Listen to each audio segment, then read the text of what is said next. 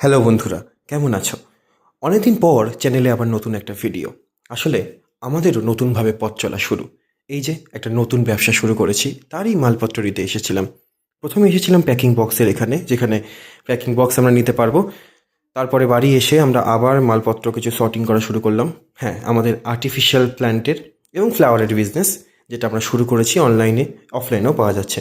তারপর দেবাশিসদা কিছু product photography করছিল, যেটা খুব ইম্পর্টেন্ট, কারণ ফটো না হলে তো চলে না। এরপর বসেছিলাম আমরা লিস্টিং করতে। প্রথমে অ্যামাজন দিয়ে শুরু, এবং এটা এত বেশি কষ্টকর একটা কাজ, যেখানে প্রত্যেকটা ডিটেলস একদম পুঙ্খানুপুঙ্খানুভাবে দিতে হয়।